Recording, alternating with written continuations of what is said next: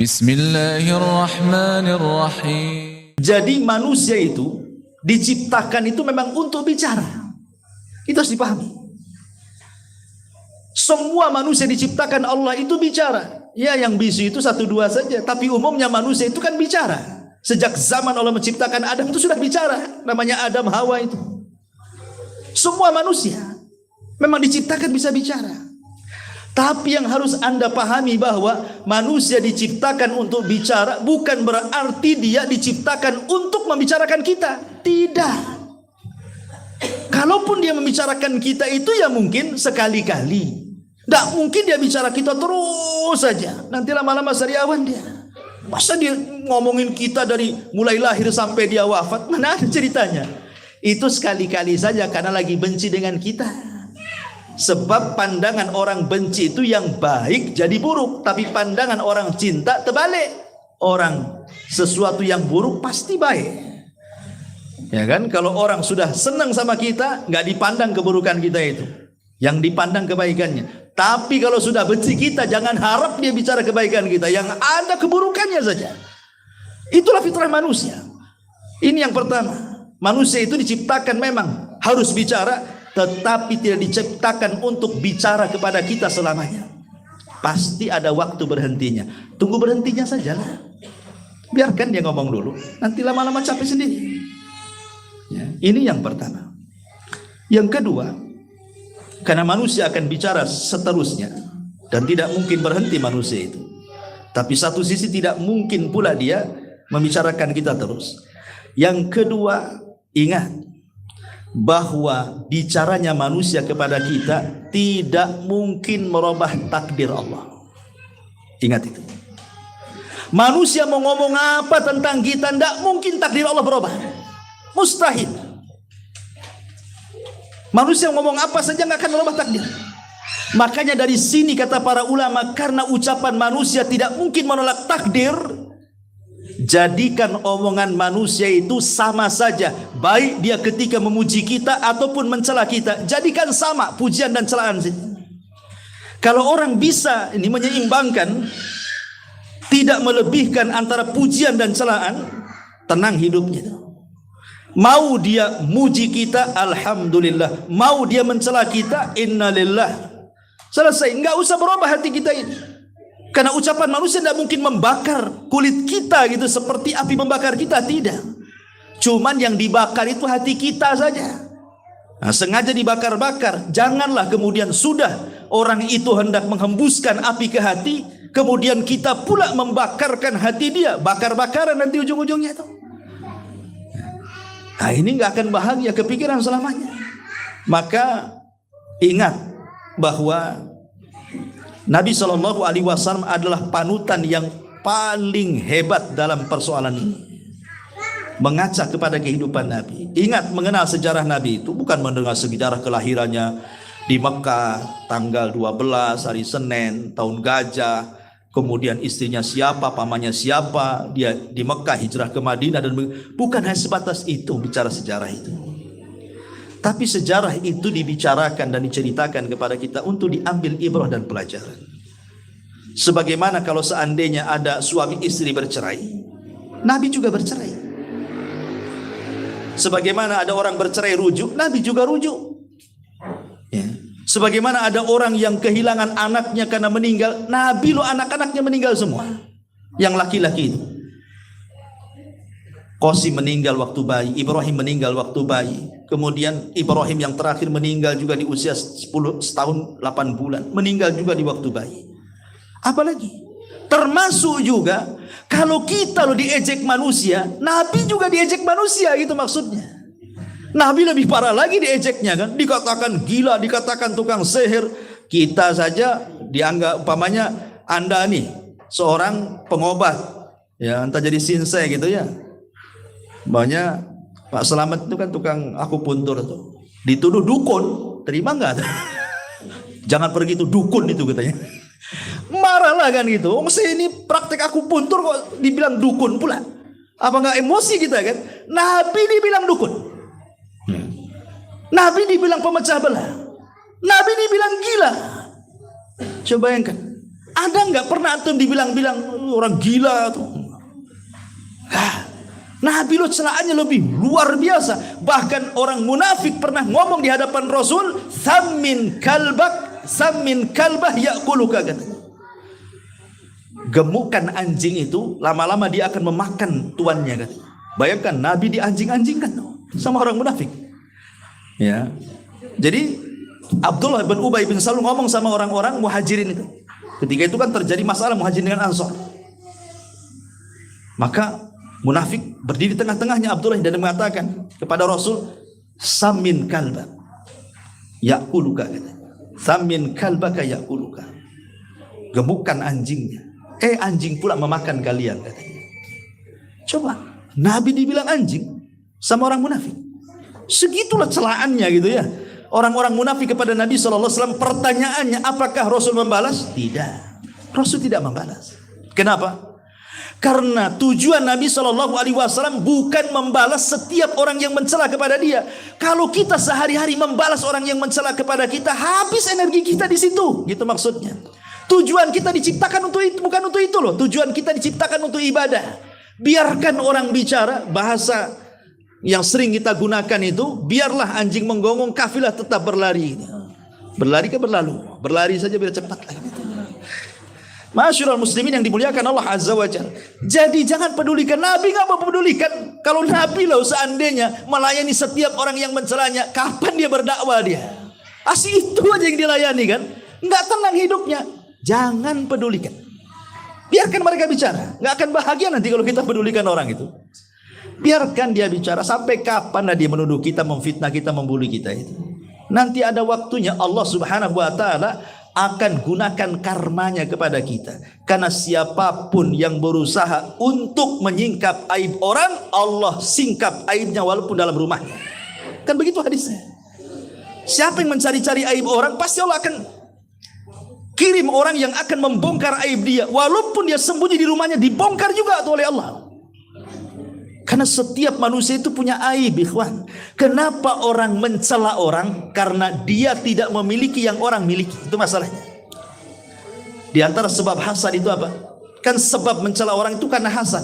Kenapa hasad muncul? Karena biasanya hasad itu muncul karena dia tidak punya yang orang lain punya. Makanya dia hasad mencela orang itu. Kalau dia kemudian hasad gara-gara pamannya kita ini pinter, kemudian dijelek-jeleki gitu, sesungguhnya dia tidak punya kepintaran, makanya dia hasad. Kalau dia mencela agama kita, sesungguhnya dia tidak punya agama. Kalau dia mencela kehormatan kita, sesungguhnya dia yang tidak punya kehormatan. Begitulah sebenarnya sebab orang hasad itu, karena dia tidak punya apa yang orang punya. Jadilah hasad mencela orang akhirnya. Tenang hidup ini kalau begini, ya. Ingat Nabi. Karena umumnya di masyarakat, kira-kira apa coba yang dicela manusia kepada kita itu? Kehormatan. Ini yang banyak kan. Orang itu biasanya mencela kita karena kehormatan. Aisyah radhiyallahu anha lebih hebat lagi dicela kehormatannya. Dituduh berzinah dengan Safwan ibn Mu'attil. Aisyah radhiyallahu anha dicela kehormatannya. Gara-gara dia kemudian ketinggalan pasukan, datanglah seorang sahabat namanya Safwan ibn Mu'attil menolong dia. Kemudian berjalan berdua, pada Aisyah naik di atas unta, Safwan ini yang menggiring sampai ke pasukan. Ditengok orang-orang munafik, ada kesempatan mencela Nabi. Dituduh Aisyah berzina dengan Safwan. Siapa yang tidak sakit hati coba? Istrinya dituduh berzina dengan orang, padahal istrinya yang dicintai dia tuh, Nabi SAW. Jadi kalau seandainya kita dicela kehormatan kita, orang yang lebih mulia dari kita, Rasul dan Aisyah radhiyallahu anha, dicela juga kehormatannya. Toh sama saja. Tapi lihat, Nabi SAW tetap diam dan menunggu solusi dari Allah Subhanahu wa taala. Artinya kalau kita dicela orang, kembalikan kepada Allah, biar Allah yang membalasnya, selesai itu. Apalagi yang dicela orang itu? Ya, agama. Ya, Jurayz Al-Abid di zaman Bani Israel. Ada orang yang ingin kemudian hasad gara-gara Jurayz ini dipuji banyak manusia dari kalangan Bani Israel karena dia ahli ibadah. Akhirnya kemudian dikirim seorang pelacur kan, supaya bisa menggoda Juraij dan berzina dengan dia, tapi Juraij tetap di atas keimanannya. Mau digoda wanita cantik pun tidak tergiur sama sekali. Kita mah tidak digoda saja kita goda orang. Apalagi digoda ya, nggak goda saja kita goda orang. Ya. Juraij ini digoda, nggak goyang tuh keimanannya. Akhirnya sang pelacur ini berzina dengan penggembala kambing, hamil pula, lahirlah anaknya. Dituduh ini anaknya si Juraij katanya. Satu Bani Israel datang, dipecahkan, dihancurkan tempat ibadahnya, dipukuli Juraij hampir mati. Tapi Juraij mengatakan, tunggu dulu, tuduhan kalian tidak benar. Berikanlah waktu untuk sholat 2 rakaat, jangan kau bunuh aku dulu katanya. Akhirnya sholat 2 rakaatlah dia, kata Juraij, mana bayinya, datangkan kemari katanya. Dicubit bayinya. Man abuk, siapa bapakmu? Kata bayi itu, ajaib bisa bicara. Abi ra'il ghanam, bapakku penggembala kambing. Wah, orang kaget semua. Rupanya bukan Juraij pelakunya. Ya. Cuman masalahnya bayi yang bisa bicara yang dicubit itu cuma di zaman Juraij. Kalau sekarang mau dicubit bayi kan tetap aja kan bicara. Anak siapa kamu? Anak siapa kamu? Sempat dia ngomong anakmu apa enggak, pusing tuh. Kan gitu ya. Ya, jadi itu kan bayi ajaib di zaman itu. Ya. Ma'asyiral muslimin yang dimuliakan Allah Azza wa Jalla. Jadi yang harus dipahami, kalau kita tahu sejarah Nabi bagaimana Rasul kemudian bersikap kepada orang yang bicara kepada dia, maka di sini ada kesimpulan, jangan pernah pedulikan ucapan orang. Itu intinya. Jangan mempedulikan ucapan orang. Makanya dalam surah Al-Kahfi sering saya jelaskan pada antum ini. Dalam surah Al-Kahfi itu dijelaskan bahwa Ashabul Kahfi itu 7 anak muda dan yang ke-8-nya seekor anjing. Itu kan mau dibunuh sama kerajaan Romawi gara-gara tidak mau menyembah berhala.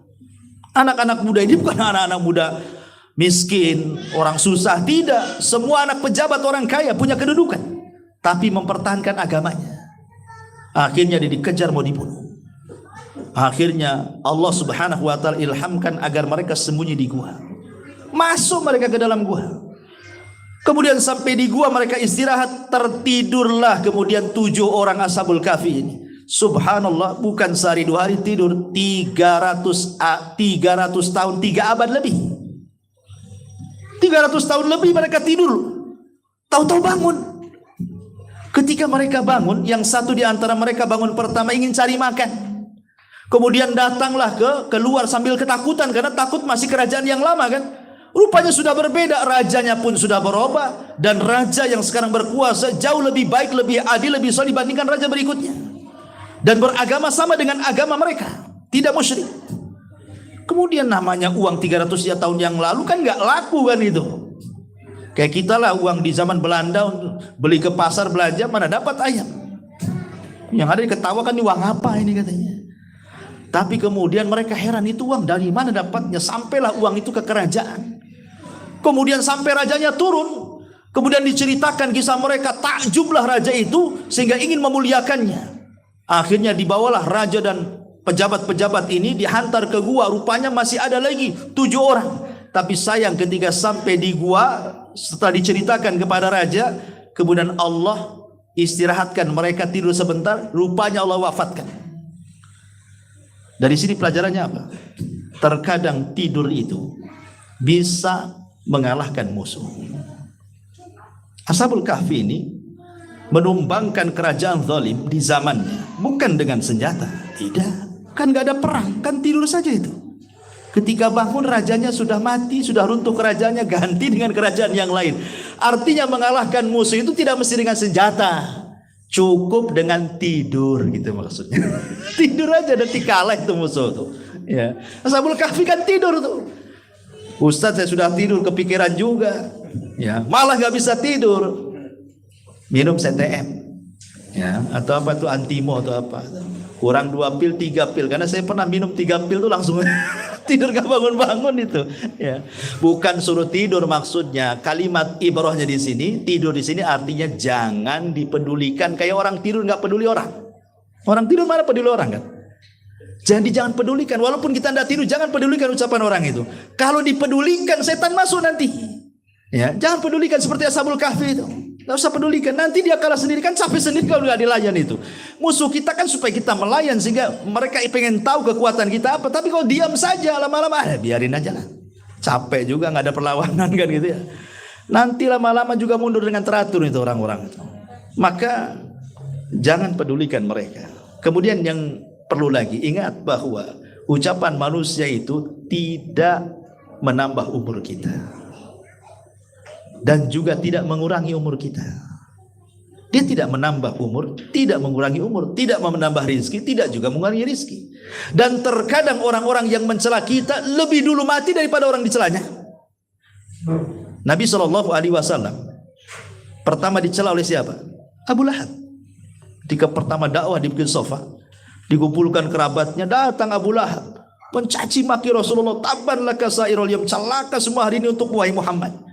Alihada jama'tana, untuk ini kau kumpulkan kami, katanya. Habis dicela sampai turun tabat yada Abi Lahab wa tab, itu karena mencelanya Abu Lahab kepada Rasul. Pertanyaannya, siapa yang mati duluan? Abu Lahab mati duluan. Abu Lahab mati duluan setelah terjadi perang Badar itu. Tapi dia tidak mati di perang Badar karena dia pengecut, tidak mau ikut perang. Dia nyewa orang untuk mewakilkan orang di perang Badar. Tapi setelah perang Badar, kemudian dia terserang penyakit, mati. Coba, terkadang orang yang mencela mati duluan tuh. Pamannya ada orang mencela kita, mudah-mudahan dia mati. Kok akan mati duluan? Rupanya dia pula yang duluan mati. Ya. Jadi celaan orang tidak menambah umur, tidak juga mengurangi umur. Umur itu ditentukan Allah. Termasuk juga rizki. Betapa banyak orang yang dulunya dihina, dibuli. Dengan berjalannya waktu, dia pula yang menjadi kaya. Akhirnya orang yang membulinya malu sendiri kan. Ya. Karena semua rizki sudah diatur manusia. Ma'asyiral muslimin yang dimuliakan Allah Subhanahu wa taala. Kembali kepada tema di awal. Lalu apa sih konsep kebahagiaan itu? Dan kenapa manusia harus diuji oleh Allah Subhanahu wa taala? Taib. Allah Subhanahu wa taala ada sekitar 8 poin secara singkat. Ya, 8 poin ini. Yang pertama, kenapa Allah Subhanahu wa taala memberikan ujian sehingga kita terkadang menghalangi untuk tersenyum dan bahagia itu? Satu, Allah menguji kita itu agar Allah memisahkan mana yang mukmin, mana yang kufur. Mana yang mempertahankan imannya, mana yang kemudian mudah terjerumus kepada kekufuran. Mana yang syukur, mana yang kufur. Mana yang iman, mana yang kufur. Supaya dipisahkan dengan ujian itu. Seperti kita menguji anak-anak sekolah, kan supaya kita tahu mana yang pintar, mana yang bodoh kan gitu. Mana yang nyantol dengan pelajarannya, mana yang tidak gitu. Lah Allah juga sama, ketika menguji kita itu untuk memisahkan mana orang-orang yang jujur keimanannya, mana yang dusta dengan keimanannya. Maka Allah Subhanahu wa taala katakan, wala nabluwannakum bisyai'in minal khaufi wal ju' wa naqsim minal amwali wal anfusi wath thamarat wa basyiris sabirin. Dan sungguh kami akan uji kalian dengan sedikit dari ketakutan. Takut masa depan, takut mati, takut anak-anak nasibnya gimana gitu ya. Walju ataupun kelaparan, sulit, miskin, susah cari kerja, gaji kecil dan begitu seterusnya. Wa naqsin minal amwal, kekurangan harta, tiba-tiba hartanya ludes, hartanya kena bakar, kena banjir, kena tsunami. Miskinlah dia. Wal anfus, atau jiwanya terancam. Mungkin sakit parah. Kata dokter ini umurnya sebentar, atau mendengar orang yang punya penyakit ini biasanya nggak lama umurnya, kepikiranlah dia akhirnya kan. Tapi wathamarat, ataupun buah-buahan, hujan tapi tidak berkah. Punya pohon mangga di depan, sudah 15 tahun ditanam, tak kunjung-kunjung lah berbuah tuh. Ada apa di sini? Ya. Tapi Allah katakan wabasyiris sabirin. Berbahagialah bagi orang-orang yang sabar dengan ujian-ujian itu. Berarti Allah ingin tahu siapa yang sabar, siapa yang tidak tuh. Ya. Kalau dia sabar, wabasyiris sabirin. Habarkan kepada orang-orang yang sabar itu kabar gembira. Siapa orang yang sabar itu? Alladzina idza asabatkum musibah qalu inna lillahi wa inna ilaihi rajiun. Orang-orang yang apabila ditimpa musibah, dia mengatakan semua datang dari Allah, semua adalah milik Allah dan akan kembali kepada Allah Subhanahu wa taala. Selesai. Allah pengen tahu kesabaran kita sampai di mana, makanya diberikan ujian. Ini yang pertama. Ya.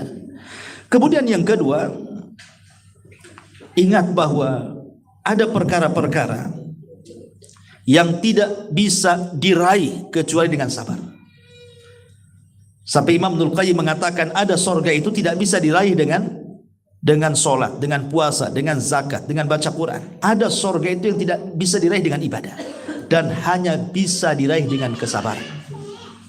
Makanya Allah mengatakan di dalam Al-Quran, innama yuwaffas sabiruna ajrahum bighairi hisab. Sesungguhnya kami akan cukupkan pahala bagi orang-orang yang sabar itu tanpa batas. Bayangkan, sholat itu pahalanya ada batasnya. Puasa, zakat, sedekah, baca Quran, itu semua terbatasi pahalanya. Kecuali sabar, pahalanya tidak akan ada batasnya. Jadi kalau sabar, dia akan mendapatkan surga yang tidak bisa diraih dengan cara ibadah. Ya. Kemudian yang ketiga, harta dan anak-anak ataupun dunia secara umum adalah fitnah yang Allah Subhanahu wa taala sengaja memfitnah hamba-hambanya liya'lama man yashkuruhu 'alaiha wa man yashtaghilu biha, untuk mengetahui siapa yang bersyukur dan siapa yang justru tidak bersyukur. Tadi sudah jelaskan di awal. Kemudian yang nomor 4, wa yabtalillahu bil masaib taratan wa bin ni'ami taratan. Tapi ingat bahwa yang namanya manusia itu kan tidak selamanya diuji oleh ujian kan, ada juga dilalukan kepadanya kebahagiaan. Makanya sering saya istilahkan, manusia kan tidak mungkin tertawa terus, tidak mungkin menangis terus, tidak mungkin bahagia terus, tidak mungkin sedih terus. Pasti ada keseimbangan. Sebagaimana definisi bahagia itu kan agak sulit didefinisikan. Bahagia itu apa sih? Itu sulit didefinisikan bahagia itu. Ya, lain kalau perkara-perkara yang lain mungkin bisa didefinisikan. Tapi bahagia ini definisi apa? Bingung orang itu. Definisi bahagia apa coba? Ada sebenarnya ulama mengatakan bahwa definisi bahagia itu artinya tawazun bainar ruhi wal jasad katanya. Menyeimbangkan ruh dan jasad. Ya, karena bahagia itu bukan hanya semata-mata perkara agama, perkara dunia juga bisa menyumbang kebahagiaan.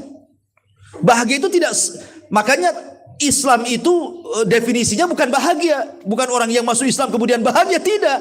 Justru dalam Islam itu orang masuk Islam akan diuji itu. Makanya Allah mengatakan ahasiban nas an yutraku an yaqulu amanna wa hum la yuftanun. Apakah manusia mengira setelah mengucapkan saya beriman mereka tidak diuji? Bahkan mereka akan diuji. Lalu apa maksudnya tawazun bainar ruhi wal jasad itu, keseimbangan ruh dengan jasad itu? Maksudnya adalah jasad perlu bahagia, ruh juga perlu bahagia. Karena kebahagiaan itu kan macam-macam. Bagi orang miskin, bahagia itu kalau punya harta, bahagia bagi dia. Kan itu ya. Bagi orang yang sudah kaya raya, bahagia itu pengen tenang. Ya, pengen tenang hatinya kan. Apalagi yang mau dicari? Paling dicari ketenangan sama dia. Itulah bahagia bagi dia. Orang yang berumah tangga, kalau ingin bahagia apa? Pengen anak kan itu. Orang yang belum kawin, pengen kawin kan itu. Orang bahagia itu kan relatif. Apa yang dihajatkan manusia gitu. Siapa dia dan apa yang dicarinya. Itulah definisi bahagia. Artinya jasad ini juga pengen bahagia. Orang lapar pengen makan, udah makan dia bahagia. Orang haus pengen minum, itulah yang dia cari bahagia. Tetapi ruh juga penting.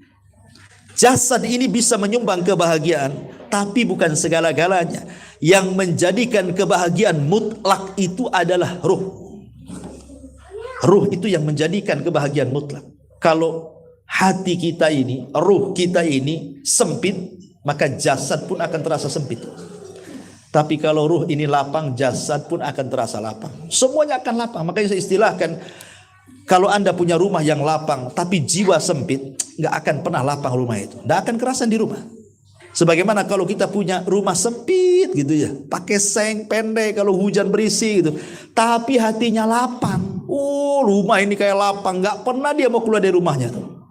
Tapi banyak orang-orang kaya nggak betah di rumah, pulang, nanti pergi lagi, pulang pergi. Itu ada masalah itu orang itu kok. Harusnya orang kaya sudah kaya itu ya betah di rumah lah. Kalau orang miskin jarang di rumah, wajar dia cari rizki. Ini enggak, ada orang kaya disiksa dengan kekayaannya, nggak pernah di rumah. Lalu dia buat rumah itu apa kalau bukan untuk ditempati itu? Masa rumah itu dibangun tuh ditengokin dari luar saja untuk bangga-banggaan tuh aku punya rumah bagus? Itu nggak bahagia, itu menipu diri namanya. Jadi ma'asyiral muslimin yang dimuliakan Allah, definisi bahagia ini agak sulit didefinisikan. Walaupun ada tadi ulama yang mengatakan seperti itu, tapi ulama ada yang mengatakan bahwa bahagia itu sebenarnya letaknya di hati. Hati inilah yang membuat orang bahagia. Kemudian juga yang kelima, bahwa ujian itu yakunu hasbal iman. Tetap saja ikhwan, walaupun manusia sehebat apapun, seiman apapun dia, seahli ibadah apapun dia, sehebat apapun keislamannya, pasti dia akan diuji sama dengan orang-orang awam diuji. Cuman ujian orang yang beriman terkadang lebih berat dibandingkan ujian orang awam. Karena ujian itu disesuaikan dengan imannya orang. Kalau imannya kuat, ujiannya keras, ujiannya besar. Tapi kalau imannya lemah, Allah ringankan ujiannya sesuai dengan kadar imannya. Jadi jangan heran kalau seandainya orang dulu belum hijrah. Saya belum hijrah Ustaz, Masya Allah, enak dunia ini. Masih kerja di bank, masih dengan ribanya.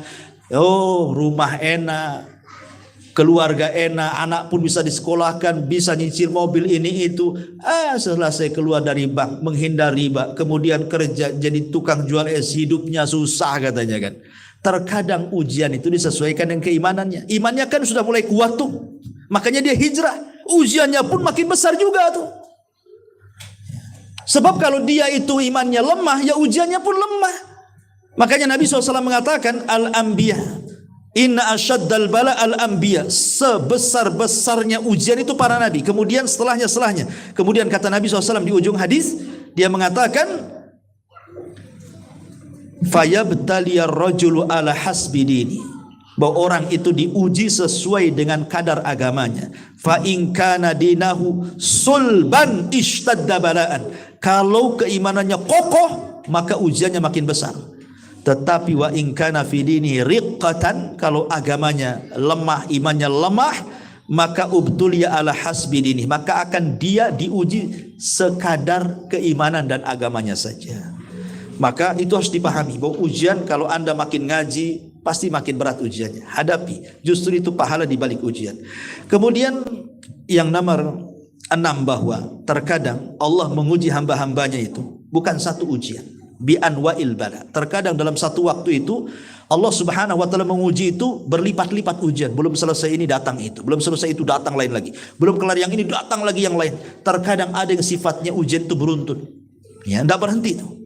Asik terus saja. Sengaja Allah hendak mengangkat derajat kita, menghapus pahala kita, bahkan boleh jadi Allah sudah mempersiapkan surga bagi kita. Kemudian yang nomor 7, bahwa Allah itu rahim dengan hambanya. Karena Allah rahim, maha pengasih dengan hambanya, maka ketika orang diuji oleh Allah Subhanahu wa taala, ujian itu bukan karena kebencian Allah dengan kita, tapi karena kasih sayang Allah dengan kita. Ingat Nabi Ayub, diuji berapa tahun? 18 tahun lamanya. Dengan luka, dengan borok-borok, benjol-benjol dari kepala sampai kaki, isi nanah dengan darah. Dijauhi manusia. Manusia tidak akan mendekatnya. Difitnah manusia, jangan-jangan dia bermaksiat, akhirnya Allah kutuk dia. Diuji luar biasa selama 18 tahun lamanya. Tapi Nabi Ayub hanya mengatakan, qala rabbi inni massaniya dhur wa anta arhamur rahimin. Ya Rabb, aku tahu ujian ini kau yang kasih kepadaku, dan aku yakin tidaklah kau berikan ujian kepadaku kecuali karena kasih sayangmu kepadaku. Jadi ujian yang Allah berikan itu karena sayangnya Allah dengan kita sebenarnya, bukan karena bencinya kepada kita. Sama dengan orang tua dengan anak kan, jangan dikasih jajan dulu tuh, nanti kalau jajan begini-begini, itu karena sayang orang tua pada anak tuh. Jangan dikasih handphone dulu, nanti dia rusak. Itu karena sayang orang tua pada anak. Walillahi mathalul a'la. Allah juga sama seperti itu kepada